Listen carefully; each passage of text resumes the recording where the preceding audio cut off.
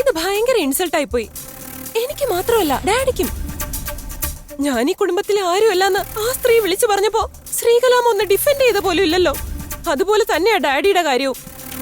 ഞാൻ എങ്ങനെ ഡിഫെൻഡ് ചെയ്യണോന്നാ നീ പറയുന്നത്? അമ്മ പറയുന്നതിനൊക്കെ ഞാൻ മറുപടി പറയാൻ നിന്നാലേ ഇവിടെ പലതും സംഭവിക്കും വർഷേ. പിന്നെ തമ്മിൽ തമ്മിൽ മുഖത്ത് നോക്കാൻ പറ്റാത്ത പോലെ ആവും കാര്യങ്ങൾ. ശ്രീകലാമ ഇങ്ങനെ ഭയന്ന് പിന്മാറുന്നതാ അവർക്ക് ധൈര്യം നൽകുന്നത്. എന്നാലും എന്നെ മാനേജറാക്കാൻ പറ്റില്ലെന്നും ഈ കുടുംബത്തിലെ ആളല്ലെന്നും അവർ വലിയ വായിൽ വിളിച്ചു പറഞ്ഞപ്പോഴേ ശ്രീകലാമ ഒന്നും മിണ്ടാതെ കേട്ടോണ്ട് നിന്നല്ലോ. എനിക്ക് അതിലേ ഉള്ളു സങ്കടം. അവര് പറഞ്ഞത് സത്യമല്ലേ? നീയും നിന്റെ ഡാഡിയും ഈ കുടുംബത്തിലുള്ളവരുമായി രക്തബന്ധം ഇല്ലാത്തവരാ. ഓ, അപ്പൊ രക്തബന്ധമാ വലുതല്ലേ?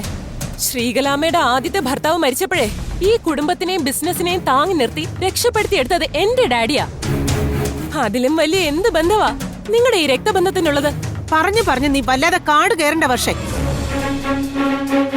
തമ്പിയേട്ടൻ എന്നെ ഈ കുടുംബത്തെ സഹായിച്ചിട്ടുണ്ടെന്നുള്ളത് നേരാണ്. പക്ഷെ അതിന്റെ പ്രയോജനം തമ്പിയേട്ടനും കിട്ടിയിട്ടുണ്ട്.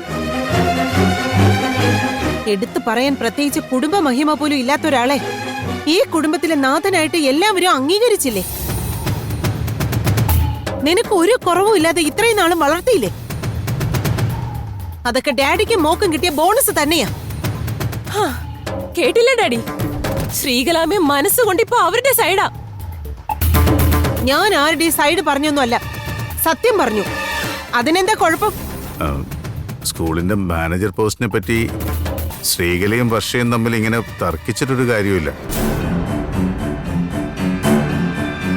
സ്കൂളിന്റെ ഡയറക്ടർ ബോർഡിൽ നമ്മൾ അംഗങ്ങളായിരിക്കുന്നിടത്തോളം കാലം നമ്മൾ പറയുന്നതേ സ്കൂളിൽ നടക്കൂ.